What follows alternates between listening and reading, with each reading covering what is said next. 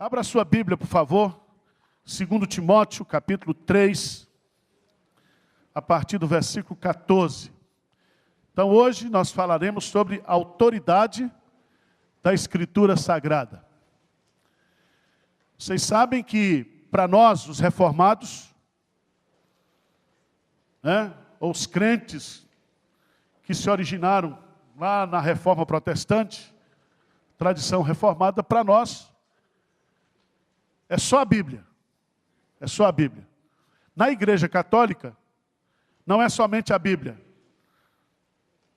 É a tradição da Igreja, são as bulas papais e são as decisões dos concílios. Ou seja, tudo isso está no mesmo pé de igualdade da Escritura Sagrada na Igreja Católica.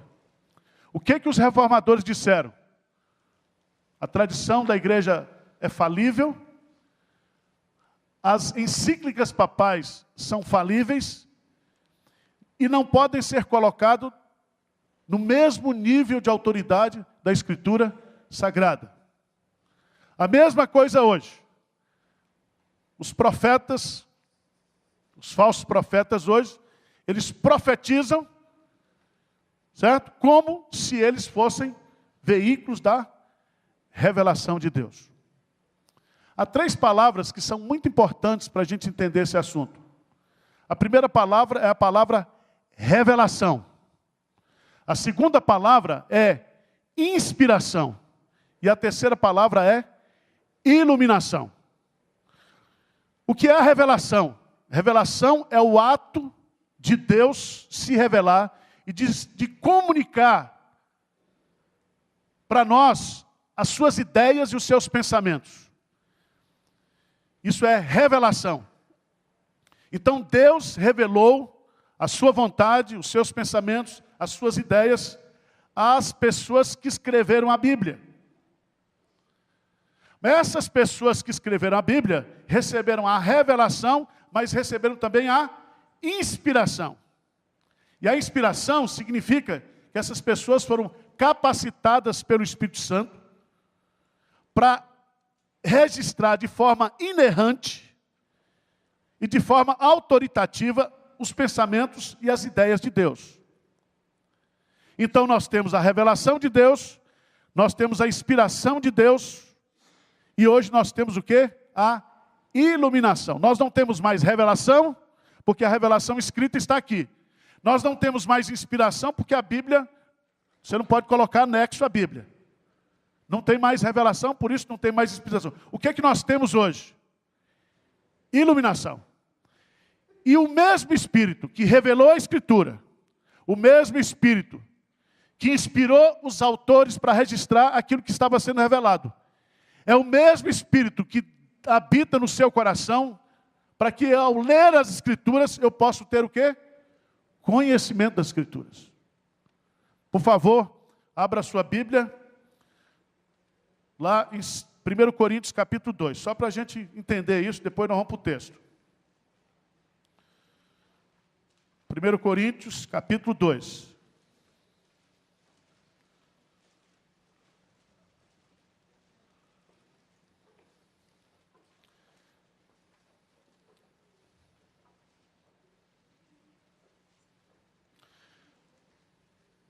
Primeiro Coríntios capítulo 2,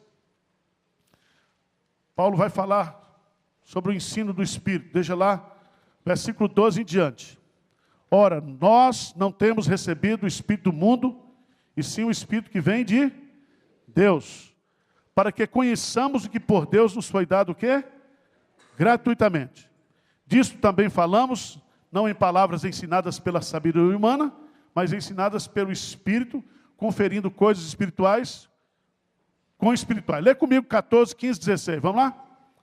Ora, o homem natural não aceita as coisas do Espírito de Deus, porque eles são loucura, e não pode entendê-las, porque elas se discernem espiritualmente. Porém, o homem espiritual julga todas as coisas, mas ele mesmo não é julgado por ninguém. Pois quem conheceu a mente do Senhor, que eu posso instruir? Nós, porém, temos a mente de Cristo. Veja que há diferença entre o homem natural e o homem o quê? espiritual. Todos os dois são pecadores. Só que o homem espiritual é aquele que tem o Espírito Santo. E porque ele tem o Espírito Santo, quando ele lê as Escrituras, ele discerne as Escrituras o quê? Espiritualmente. Você dá a Bíblia para um incrédulo só se o Espírito Santo agir. Mas geralmente, o que acontece? Sempre que um ímpio lê a Bíblia, é necessário um crente para ir lá explicar para ele. Lembra do eunuco que estava lendo lá o texto de Isaías capítulo 53? E ele não estava entendendo. Ele disse, como é que eu vou entender se ninguém me explica? E aí, há a explicação bíblica. Tá certo? Então, guarde bem essas três palavras. Revelação, inspiração e iluminação. O que nós temos hoje não é mais revelação, não é mais inspiração. O que nós temos hoje é a iluminação do Espírito Santo. Ele, o mesmo Espírito que revelou, que inspirou, está em nós para que nós entendamos essa revelação escrita, inspirada por Deus. Agora, por que Deus deu uma revelação escrita? Justamente porque o texto, a verdade fica o quê? Registrada. Registrada. Você já pensou se a revelação de Deus fosse dada por tradição humana? Se Deus dissesse uma coisa para você aqui, você contasse para ela ali, lembra daquela brincadeira de escola? Quando chegar lá, já estava tudo deturpado. Certo? Então, o texto está aí. Por isso que Deus chama Moisés e diz, escreve, escreve, escreve. Deus diz para João lá em Apocalipse, escreve essas coisas. Escreve, porque está aqui o texto. Então, irmãos, a nossa fé se fundamenta justamente na autoridade das Escrituras Sagradas. Mas vamos lá para o texto que nós vamos expor nessa manhã. 2 Timóteo, capítulo 3.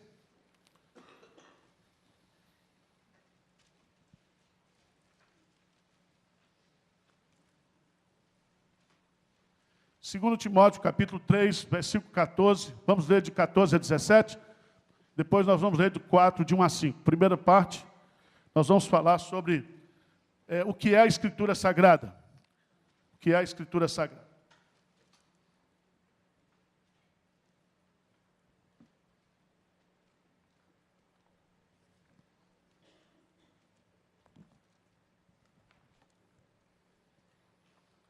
Vamos ler juntos? 14 a 17.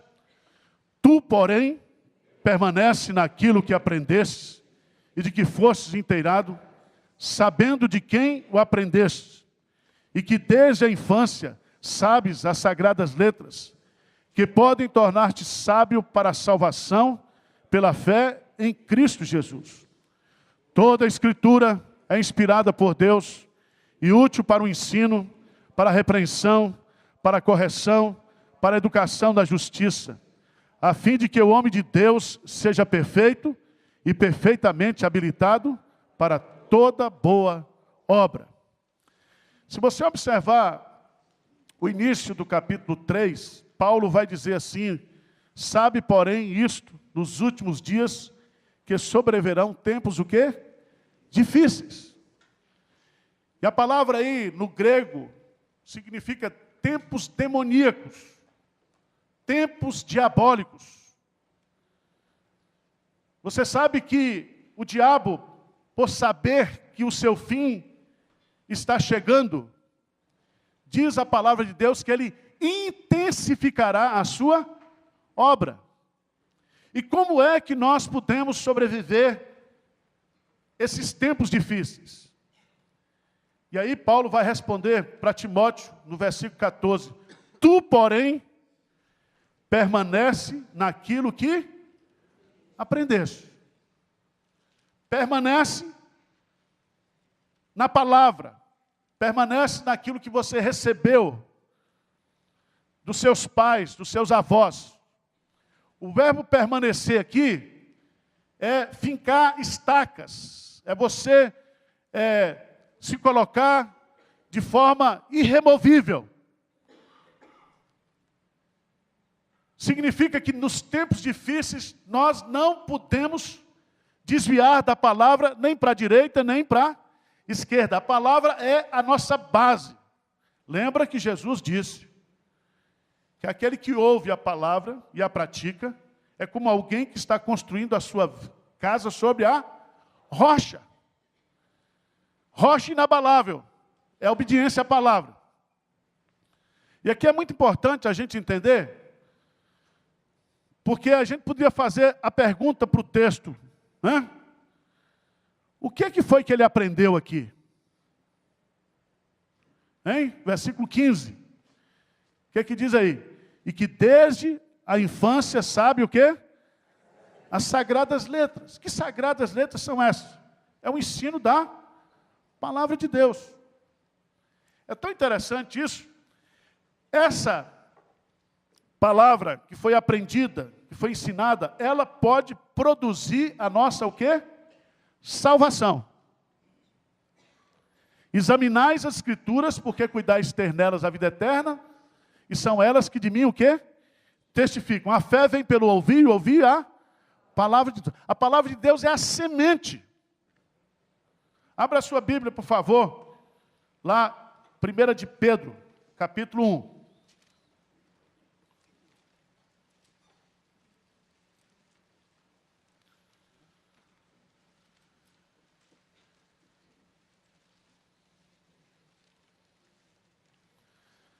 Versículo 23, 24 e 25. Preste atenção, você é crente hoje, porque o Espírito Santo regenerou você. E a semente que regenerou você foi a semente da palavra. Por isso que o profeta Isaías, falando em nome de Deus, ele diz: a minha palavra não voltará para mim vazia, mas fará tudo o que eu determinar. A palavra de Deus, ela frutifica. Veja o que é que diz aí, 1 de Pedro, capítulo 1, a partir do versículo 23. O que é que diz aí? Pois fostes regenerados, não de semente corruptível, mas de incorruptível, mediante a palavra de Deus, a qual vive e... Pois toda a carne é como a erva, e toda a sua glória é como a flor da erva. Seca-se a erva, cai a sua flor. A palavra do Senhor, porém, permanece para sempre, eternamente. Ora, esta é a palavra que vos foi o quê? Evangelizada. Então, você pode contar milagre. Milagre não transforma. Testemunho, louvor. Certo? O que muda, a semente do reino que cai no coração e que germina é a palavra de Deus. E essa palavra, ela é o quê? Permanente, eterna. Passarão os céus e a terra, mas a palavra de Deus o quê? Permanece para sempre. Agora, o que o diabo tem feito hoje? O diabo tem colocado na cabeça dos crentes que esse negócio de palavra é coisa secundária. Certo? Então, por exemplo, o diabo trabalha para você não ter vida devocional diária. Você lê a Bíblia diariamente e orar. O diabo trabalha para isso. Ele sabe que se você ler a Bíblia e se você orar todo dia, você vai ser um crente robusto, um crente alimentado. O diabo sabe que se a palavra de Deus for pregada, como foi colocado aqui pela manhã, quanto mais ela for semeada, quanto mais ela for distribuída, mais ela vai produzir o quê? Vida. Então, o diabo cega o nosso entendimento, muitas vezes, para que a gente não descubra e compreenda o valor, o poder que a palavra de Deus tem. Veja, por favor, lá em Hebreus, capítulo 4. Está pertinho aí, Hebreus, capítulo 4.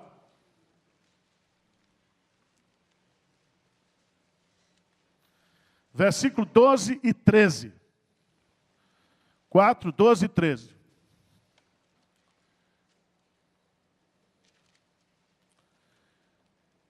O que diz aí, irmãos? 4, 12 e 13. Vamos ler juntos?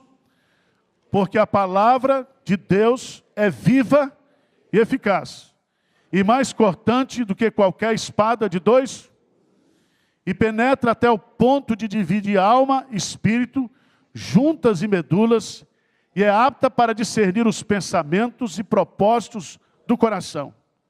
E não há criatura que não seja manifesta na sua presença. Pelo contrário, todas as coisas estão descobertas e patentes aos olhos daquele a quem temos de prestar contas. Então, destaque aqui, a palavra de Deus é viva, eficaz, cortante, penetrante, tá certo? Ela tem um poder de penetração, ela tem um poder de discernimento. Ela é viva. Ela carrega vida em si mesma. Por isso que Deus diz, haja luz e houve luz. Então, voltando lá para o texto de Timóteo, Paulo então recomenda aqui, tu, pois, permanece naquilo que aprendeste. Mas há outros detalhes interessantes aqui. O que foi que ele aprendeu, mas também de quem ele aprendeu. Isso é muito importante hoje, irmãos. De quem você está aprendendo a palavra de Deus? É do Google? É da Rede TV Adventista? Tem muita gente que gosta. É do Padre Fábio? De quem é que você está aprendendo a palavra? Quem tem sido o seu professor de Bíblia? E veja aqui no texto, né? Ele aprendeu, veja, tu, porém, permanece naquilo que aprendeste, que foste terado, sabendo de quem o aprendeste. Não basta apenas aprender a palavra. Você precisa saber de quem você está aprendendo essa palavra. Mas o que é interessante aqui é que Paulo está resgatando aqui aquela tradição judaica. Porque quem ensinava a palavra de Deus, né, para os filhos eram os pais. Deuteronômio capítulo 6, né? Incutir na cabeça da criança a palavra, ao deitar, ao levantar, né? Ou seja, a fé se aprende dentro de casa. Mas o que eu acho interessante aqui é quando ele aprendeu. Timóteo aprendeu desde a infância. E a palavra no grego brefos significa criança a partir dos 5 anos. Né? É muito interessante isso.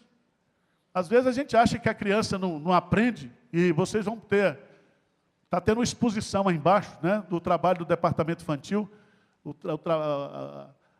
o que as crianças aprenderam nesse semestre passado. Né? É uma coisa muito bonita, estão aprendendo as escrituras. Isso que elas estão aprendendo aqui, elas jamais esquecerão. Porque a semente está sendo incutida. Tá certo? E às vezes a gente fica preocupado porque o filho está meio desviado, assim, mas pode deixar. A palavra de Deus está lá dentro. Ela tem poder para transformar, ela é viva, ela é eficaz. E às vezes, no momento mais difícil, como aconteceu com o filho pródigo, né? E ele caindo em si. O que é caindo em si?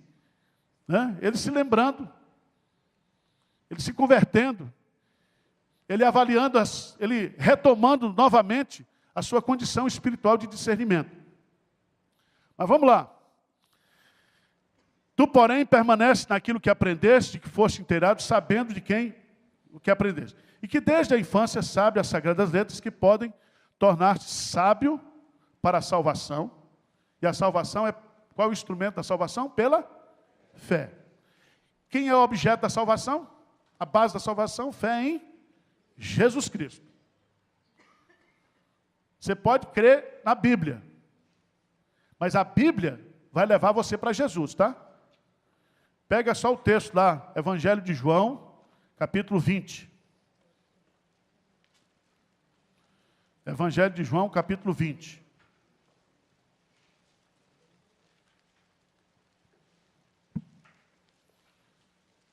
Versículo 30 e 31, o que é que diz aí?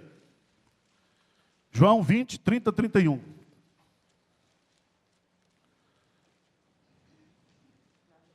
Vamos lá? Na verdade, fez Jesus diante dos discípulos muitos outros sinais que não estão escritos neste livro. Estes, porém, foram registrados para que creiais que Jesus Cristo, o Filho de Deus, e para que, crendo, tenhais vida. Pronto.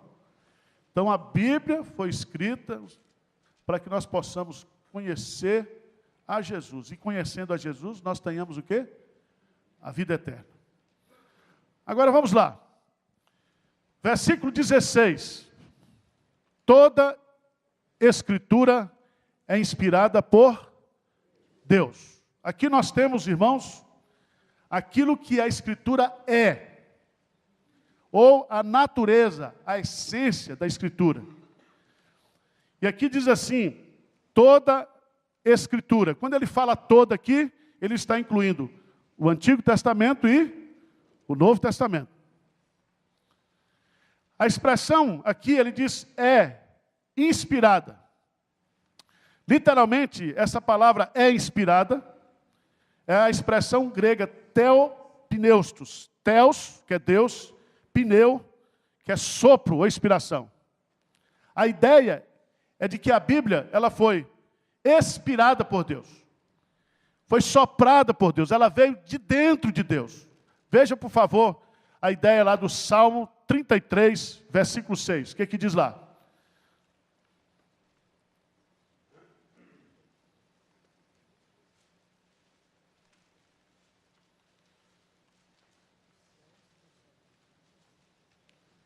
Trinta e três, 6. Quem achou pode ler. O que diz aí?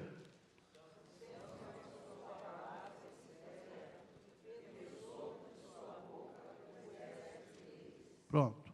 Sopro da sua. A ideia é que nós inspiramos, expiramos. A ideia aqui é de que a Bíblia, ela foi inspirada e foi expirada por Deus. Ela veio de dentro de Deus. Por isso que Isaías vai dizer, os meus pensamentos não são o quê? Os vossos pensamentos, nem os meus caminhos, os vossos caminhos. E é importante a gente entender isso. E aí eu queria que você fosse para a segunda carta de Pedro, capítulo 1, versos 19 e 20, para a gente entender o que Pedro vai nos ensinar aqui.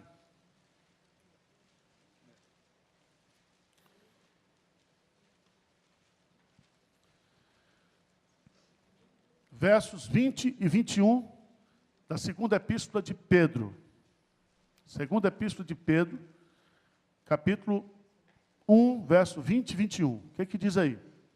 Sabendo, primeiramente, isto, que nenhuma profecia da Escritura provém de particular elucidação, porque nunca, jamais, qualquer profecia foi dada por vontade humana. Entretanto, homens santos falaram da parte de Deus, movidos pelo Espírito Santo. Então vamos pensar aqui. Aqui nós temos o texto clássico que nós fundamentamos a doutrina da inspiração da Bíblia. Há várias correntes sobre a inspiração, mas nós cremos que a inspiração, ela foi o quê? Plenária e ela foi verbal. Plenária no sentido que Deus inspirou as ideias e as palavras, para que os escritores, eles não incorressem o quê? Em erro. Deus respeitou, né, a capacidade literária de cada escritor. Então, se você for para o Novo Testamento, você tem um homem como Pedro, que tinha uma formação intelectual. Você tem Lucas, que era médico. Você tem o autor aos Hebreus, que é o grego mais escorreito do Novo Testamento. Você tem um profeta como Isaías, que era um profeta altamente, de alta formação, de alta competência. Por isso que o livro de Isaías é um livro rico do ponto de vista da literatura hebraica. Mas você tinha Amós, que era um homem rude. Um boiadeiro e agricultor. Então Deus preservou, mas Deus respeitou a individualidade de cada homem desse, mas Deus não permitiu, através da inspiração do Espírito Santo, que esses homens o quê? Cometessem erros no registro daquilo que estava sendo ditado. Vamos ver aqui, na exegese do texto, diz assim, sabendo primeiramente isto, que nenhuma profecia da Escritura provém de particular o quê? Elucidação. Ou seja, a Bíblia não é fruto, resultado de particular elucidação. Elucidação é explicação. Certo? Ou seja, não foi ninguém que resolveu escrever a Bíblia por conta própria. A Bíblia é a revelação escrita de Deus. Agora, o mais interessante, diz assim no versículo 21, porque nunca jamais, e ele enfatiza aqui, não precisava nem repetir, mas nunca e jamais, qualquer profecia foi dada por vontade, o quê? Humana. Certo? Significa que a revelação vem de Deus e o homem é inspirado para registrar, e ele não tem autonomia em mudar aquilo. Por isso que hoje também, ao pregar a Bíblia, nós não temos autonomia de mudar. Nós temos que pregar o que está na Bíblia. Agora, é interessante você entender essa palavra aqui, que diz assim, entretanto, homens santos, né? Homens santos. A palavra santos aqui, separados. Falaram da parte, o quê? De Deus. Se eles falaram da parte de Deus, né? A inspiração aqui, porque não é aquilo que Chico Xavier faz, né? Psicografia, né? Eles falaram entendendo que Deus estava o quê? Falando. E a inspiração aqui, alguém para falar, você acha que é possível você falar sem pensar? Então a inspiração, ela acontece de forma plenária e de forma verbal.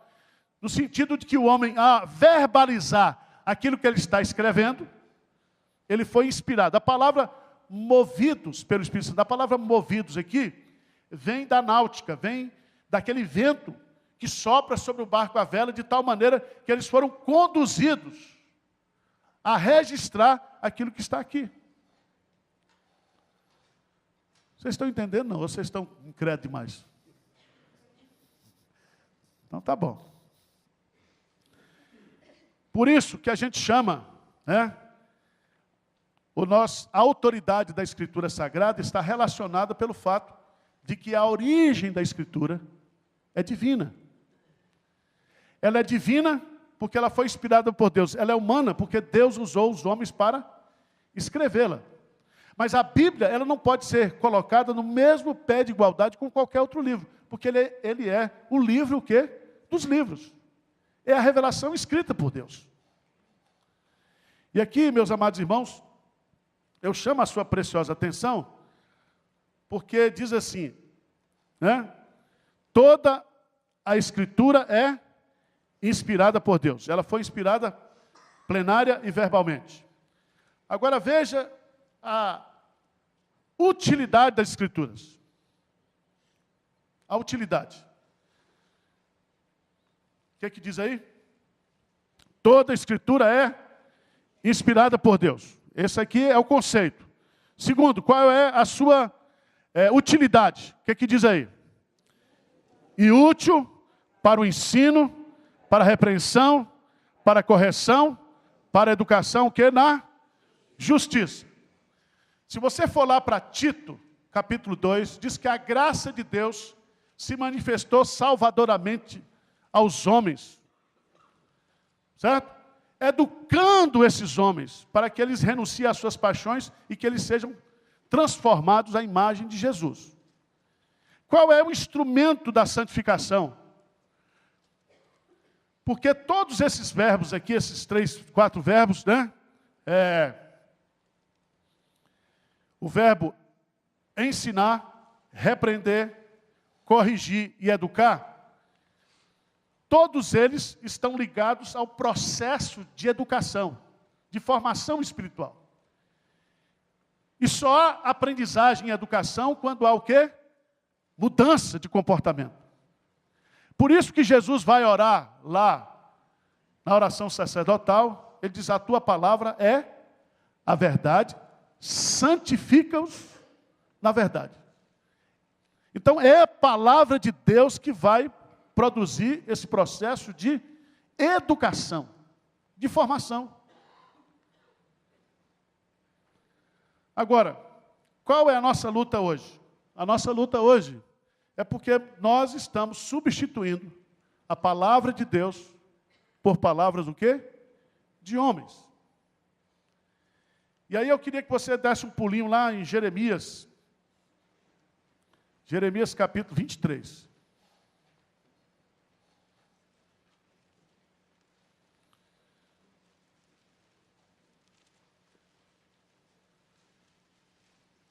Jeremias capítulo 23. Esse negócio de falso profeta é antigo desde o Éden, tá?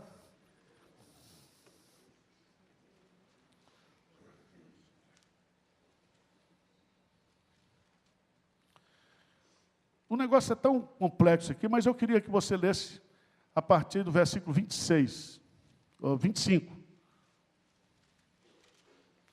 O que diz aí? 23, 25 e diante. Tenho ouvido o que dizem aqueles profetas, proclamando mentiras em meu nome, dizendo: até quando sucederá isso no coração dos profetas, que proclamam mentiras, que proclamam só o engano do próprio coração, os quais cuidam em fazer que o meu povo se esqueça do meu, pelos seus sonhos, que cada um conta ao seu, assim como os pais se esqueceram do meu nome por causa de Baal. O profeta que tem sonho, conte-o apenas como, mas aquele em quem está a minha palavra, fale a minha palavra, com verdade. Que tem a palha com o trigo disso? Então veja bem, o trigo é a palavra. A experiência humana é o quê? É a palha. Tá certo? Então, quando o pregador, ele não prega a palavra, ele prega a experiência própria, ele não está alimentando o rebanho. Ele está dando palha para o rebanho. E esse é um ponto que a gente precisa aprender. Quem dá sustância, quem alimenta, é a palavra de Deus. Veja o que vai dizer aqui no versículo, continua aí. Versículo 29, não é a minha palavra fogo, diz o Senhor, e martelo que esmiuça o quê? A penha. Significa que a palavra de Deus, ela vai destruindo, como martelo e como fogo, todos aqueles conceitos humanos e tradições humanas. Ninguém pode prevalecer diante da palavra de Deus, porque a palavra de Deus, ela é viva e eficaz. Ela é viva e eficaz. Irmãos, vamos voltar lá para o texto, e aí vem a terceira parte. O que é a Bíblia? Depois vem a utilidade da Bíblia. Depois vem a finalidade da Bíblia. Versículo 17, o que diz? A fim de que o homem de Deus seja perfeito e perfeitamente o quê? Então, a fim aí indica o quê? Objetivo. Então, Deus nos deu a sua palavra para que nós a utilizemos, né, de forma prática, para que nós sejamos o quê? Transformados. Aí o que diz? Vamos pegar primeiro essa expressão, a fim de que o homem o quê? De Deus. A palavra homem de Deus aqui significa toda pessoa que pertence o quê? A Deus. Para não achar que Paulo está colocando aqui uma pessoa acima da média, que Timóteo é homem de Deus e que nós não somos homens de Deus. Então, Moisés foi chamado, Elias foi chamado, né? Vários personagens do Antigo Testamento.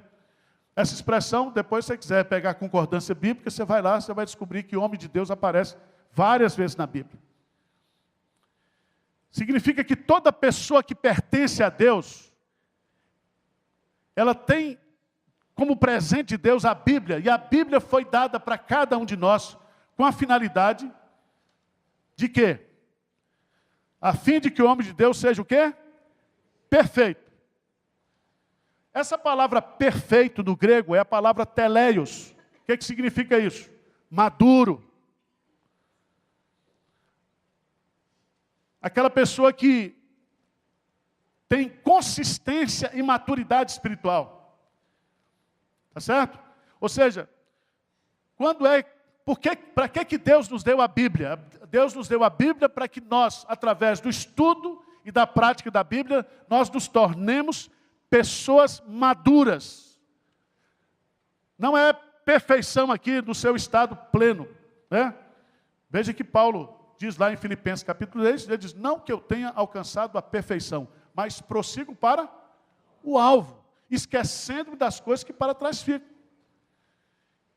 Então, lembra de Efésios capítulo 4? Que o objetivo dos dons ministeriais é nos tornar cada vez mais maduros, mais teleios, a fim de que nós não sejamos, como meninos, levados por todo o vento de doutrina. E aqui, irmãos, veja que o texto diz que o homem de Deus seja perfeito, então a palavra opera em nós, mudando o nosso caráter, mas completa a ideia. E perfeitamente habilitado para toda o quê? Boa obra. E aqui vem o seguinte, a palavra não somente opera em nós, mas a palavra nos capacita. Por exemplo, Jesus nos dá o exemplo de que quando nós somos tentados, quais foram as duas armas que Jesus usou contra a tentação, lá no deserto? A palavra e a oração. A palavra e a oração. Então, a palavra, ela nos capacita. Veja aí, 2 Timóteo, capítulo 2, versículo 15. Grife esse versículo na sua Bíblia aí. 2 Timóteo 2,15. O que diz aí? Vamos lá? Procura apresentar-te a Deus aprovado, como obreiro que não tem de que se envergonhar, que maneja bem a palavra da verdade. Essa linguagem que Paulo usa aqui, maneja bem a palavra da verdade, vem dos açougues. Então, o Zé Francisco deve ser bom nisso, que ele fez o curso de veterinário. Você tem o boi, quando você vai cortar o boi, tem que saber, cortar as partes. A ideia aqui, que manejar a palavra, é você fazer a aplicação, os cortes certos da palavra. É você aplicar corretamente a palavra. Tá certo? Então, você vai visitar um irmão que está doente, aí você lê um versículo lá, diz que preciosa é a morte, aos olhos do Senhor, a morte dos seus santos. Aí você mata a pessoa, né? Eu me lembro que o pastor Quirino, uma vez, foi fazer uma visita aqui para uma senhora, uma viúva, e chegou lá, leu o texto de João, capítulo 8, da mulher adulta. Quem não tem pecado, atira a primeira pedra. E quando o pastor Quirino voltou, a mulher ligou para mim: o senhor mandou aqui alguém para me dizer que eu sou uma prostituta? Eu falei: não, minha irmã, pelo amor de Deus. Tem nada a ver, isso aí foi um equívoco. Então, manejar bem a palavra da verdade é você saber aplicar a palavra, usar a palavra de forma devida. Devida. Então, irmãos, vamos lá. Vamos para o texto. Então, nós temos aqui a primeira parte. O que é a palavra? Toda a Escritura é inspirada por Deus. Qual é a utilidade da palavra? Ensino, repreensão, correção, educação na justiça. Finalidade da palavra: que nós sejamos maduros e capacitados de forma madura a aplicar essa palavra, a ensinar essa palavra e a utilizar-se dessa palavra. Aí vem a segunda parte do texto. Estou chegando ao fim. Segunda parte do texto. E aí Paulo vai dizer a Timóteo. Vamos lá? Capítulo 4, versículo 1. Conjuro-te perante Deus e Cristo Jesus, que há de julgar vivos e mortos pela sua manifestação e pelo seu nome. Prega a palavra, insta, quer seja oportuno, quer não, corrige, repreende, exorta com toda longanimidade e doutrina. Então vamos parar aqui um pouquinho. Aqui nós temos, em primeiro lugar, a seriedade da pregação. Paulo escreve a Timóteo, e Paulo vai dizer para Timóteo: esse negócio de pregar a palavra é uma coisa séria, Timóteo. Por isso que eu conjuro-te,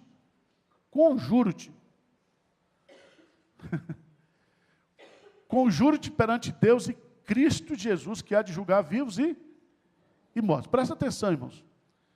A responsabilidade que ensina a palavra tem consequências eternas para aquelas pessoas que ouvem e para aquelas pessoas que estão pregando. E nós temos que refletir, porque tem muita gente hoje que quer pregar, quer falar, quer ensinar. Mas Paulo diz assim, lá em 1 Coríntios capítulo 3. Cuidado, né, para você não pôr outro o quê? Fundamento. A palavra de Deus, se a nossa palavra, ela produz morte e vida, o poder da morte e da vida está nos olhos. Imagine a palavra de Deus. Porque a morte e vida que as nossas palavras produzem é aqui. Significa prejudicar as pessoas. Mas aqui, quando você prega a palavra errada, você não prega a palavra de Deus e a palavra do... Você está levando as pessoas a ter consequências eternas. Você imagine uma igreja dessa que prega prosperidade e que o pastor fica falando só em dinheiro, em carro, em bens materiais nessa vida, e o cara se esquece de que ele tem uma alma, que se ele morrer hoje, se ele não tiver salvo, ele vai para o inferno. Então o cara pode ir para o inferno rico, curado. E Jesus diz, é melhor você entrar cego, coxo, manco, no céu, do que você ir para o inferno todo sarado. Inclusive com tatuagem. Né? Sarado, né? Então, Paulo então vai falar aqui, conjuro-te perante Deus e Cristo Jesus, que há de julgar vivos e mortos, pela sua manifestação, pelo seu reino. E aí vem o imperativo, é uma ordem. Paulo está dizendo, pregar a palavra não é uma opção, mas é uma ordem. Prega a palavra. A igreja recebeu a ordem, e de pregar o evangelho a toda criatura. E o evangelho é a palavra. E Paulo vai dizer a palavra do evangelho. É destaque aqui também. Os apóstolos sabiam que a pregação do evangelho era o cumprimento de uma ordem divina. Abra a sua Bíblia aí em Atos 10, 42. Atos 10, 42. Lê o 43 também para... Atos 10, 42 e 43.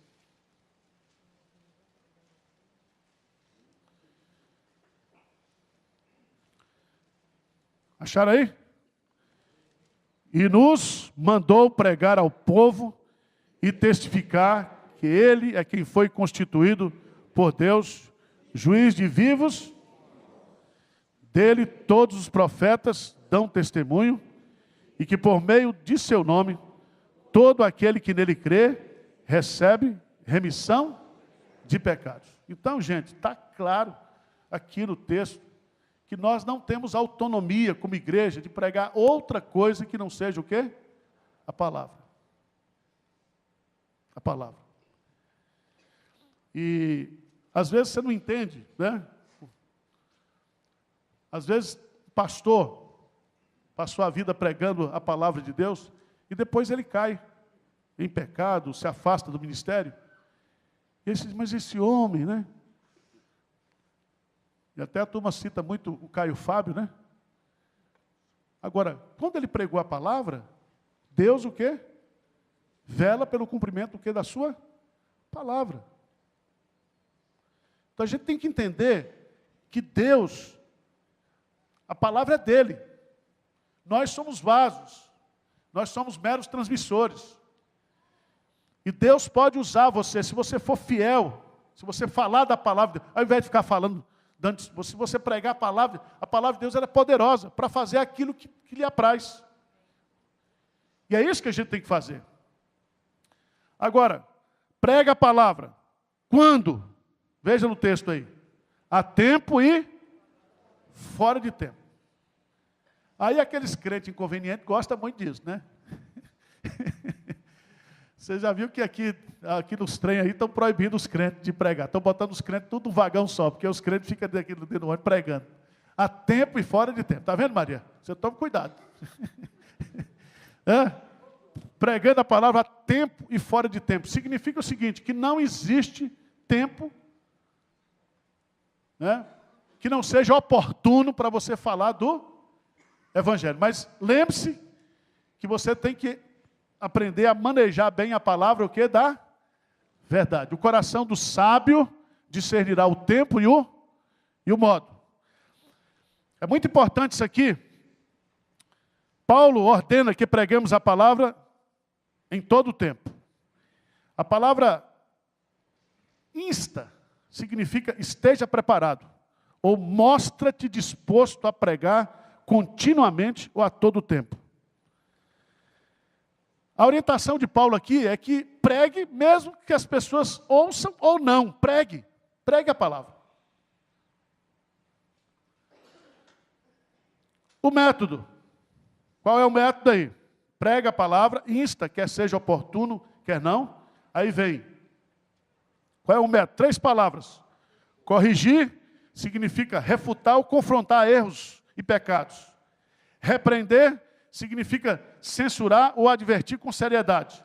E a palavra exortar, que significa paracaléu, significa consolar, encorajar as pessoas através da pregação da palavra. A pregação é a comunicação da verdade divina por um homem aos homens com o fim de persuadir e de abençoar esses homens. Agora, irmãos, quando Paulo coloca aqui, ele vai colocar nos versículos 3 e 4, e a pergunta que nós devíamos fazer é por que Timóteo deveria continuar pregando a palavra? Vê lá no 3:1, o que diz lá? 3:1, sabe, porém, isto, que nos últimos dias sobrevirão o quê? Tempos difíceis. No capítulo 4, versículo 3, o que diz aí? Pois haverá tempo em que não suportarão a sã doutrina, pelo contrário, cercar-se-ão de mestres segundo as suas próprias cobiças, como que sentindo coceira nos ouvidos.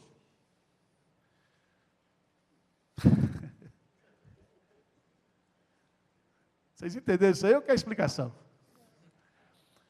O negócio é o seguinte, a ideia aqui é que nos tempos difíceis, as pessoas não quererão dar ouvido àqueles que pregam a palavra, mas vão querer pregadores segundo o seu gosto. Certo?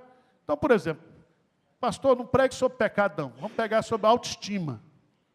Vamos pregar sobre isso. Quer dizer, o púlpito será determinado pelo auditório. As pessoas vão dizer o que querem ouvir. E tem muita gente que, quando ouve um sermão mais duro, fica enfesado mesmo. Uma irmã, uma vez, quase me bate aqui em Pinheiros, porque ela trouxe um visitante, eu preguei sobre dízimo. Eu falei, meu irmão, eu nem sabia, você nunca trouxe visitante? Eu não sabia. Mas como é que o senhor... Eu falei, mas é bom ele ouvir sobre dízimo. O que é que tem? Hã? Eu me lembro do Alessandro, que é casado com a Alessandra, a primeira vez que ele veio aqui, ele era católico. E o pastor Hernandes, numa conexão com Deus, pregou sobre o Papa. Mas ele fez assim, sabe? E esse rapaz ficou furioso, né? Mas depois ele veio.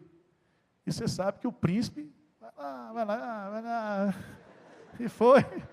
O homem se converteu, foi batizado, está aí, vai ser pai agora. Né? Às vezes a gente ouve um sermão e fica enfesado, né? Fica enfesado. Se pudesse dar uns tapas no pastor, daria. Mas é o que ele está colocando aqui, gente. Pois haverá tempo em que não suportarão o quê? A sã doutrina. E o que é a sã doutrina, irmãos? É o conteúdo da palavra de Deus. A doutrina de Cristo, a doutrina dos apóstolos. A igreja perseverava na doutrina dos apóstolos. A doutrina dos apóstolos, a doutrina de Cristo, é o conteúdo da palavra. Tá certo? Então, vou parar por aqui. Se alguém tiver alguma pergunta para fazer. E Paulo encerra no versículo 5, dizendo qual deve ser a postura de Timóteo, né? Tu, porém, Timóteo, sê sóbrio em todas as coisas, suporta as aflições, faze o trabalho de um evangelista, cumpre cabalmente o teu ministério. Louvado seja Deus. Vamos? Irmãos, os universitários aí, tem alguma pergunta? Vocês entenderam a exposição? Alguém tem dúvida aqui que a Bíblia é a nossa única regra de fé e prática?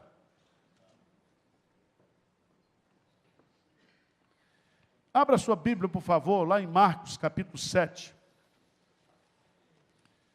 Aquele pregador que diz vai encerrar e não encerra, mas vou encerrar agora. Concluindo, vai puxando, né?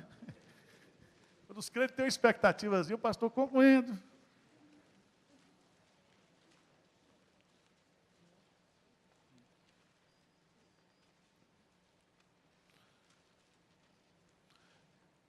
Irmãos, Jesus brigou com os fariseus lá no Marcos capítulo 7, porque os fariseus, eles valorizavam mais a tradição do que o quê? A palavra.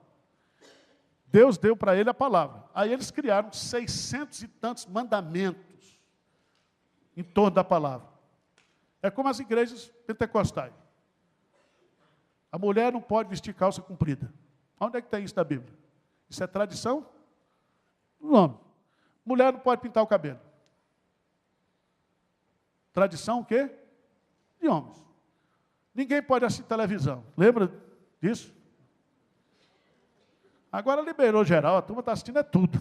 Mas tradição de homens. E tem outras tradições aí. Uma tradição de homens aqui agora é assim: vou profetizar na sua vida. Tradição de homens. Você quer profetizar na vida de alguém? Lê a Bíblia para o cara. Você quer ouvir Deus falando? Lê a Bíblia em voz alta. Você vai ouvir Deus falando. Então, estão inventando aí um monte de coisa. Muito de coisa. Né? Por exemplo, quando vamos fazer a oração do copo d'água. Isso é o quê? Isso nem é tradição humana, isso aí é misticismo, né? Ritualismo. Como se a oração do pastor ia passar para aquela água, vai beber, o cara vai ficar curado. Lá no templo de Salomão tem a fontezinha lá, o povo vai com a garrafinha para beber. Tudo isso é comercialização da fé. E isso não tem poder nenhum contra o pecado. Veja o que Jesus vai dizer aqui. Veja aí Marcos capítulo 7. Marcos capítulo 7, ele vai dizer aqui, a partir do versículo, não vou ler todo o texto, mas vamos lá, versículo 11. Vós, porém, dizeis, se um homem disser a seu pai ou a sua mãe, aquilo que poderias aproveitar de mim é corbã, isso é oferta para o Senhor, então o dispensais de fazer qualquer coisa em favor de seu pai ou de sua mãe, invalidando a palavra de Deus pela vossa própria, o quê? Tradição, que vós mesmos, o quê? Transmitis, e fazeis muitas outras coisas, o quê? Semelhantes. Aí Jesus convoca a multidão, ouvi-me todos e entendei, nada há fora do homem, que entrando nele o possa contaminar, mas o que sai do homem é o que o contamina. O contamina. Se alguém tem ouvido para ouvir, ouça. Irmão, tradição nenhuma pode resolver o problema do pecado que está dentro de nós. O que pode resolver o pecado é a palavra de Deus sendo estudada, meditada e praticada. A palavra de Deus, ela tem um poder de nos aperfeiçoar. Tá certo? Vamos orar então? Senhor Deus, nós te agradecemos pelo estudo da tua palavra. E que nós, ó Deus, nunca saiamos da tua palavra. Que a tua palavra seja a nossa rocha inabalável. Que a tua palavra seja o conteúdo da nossa vida, da nossa pregação, que nós possamos amar a tua palavra acima de todas as coisas, Senhor, e praticá-la a cada dia da nossa vida. Nós oramos humildemente em nome de Jesus. Amém. Nós vamos ter um intervalo aí de 15 minutos, depois vamos começar o culto às 11 horas.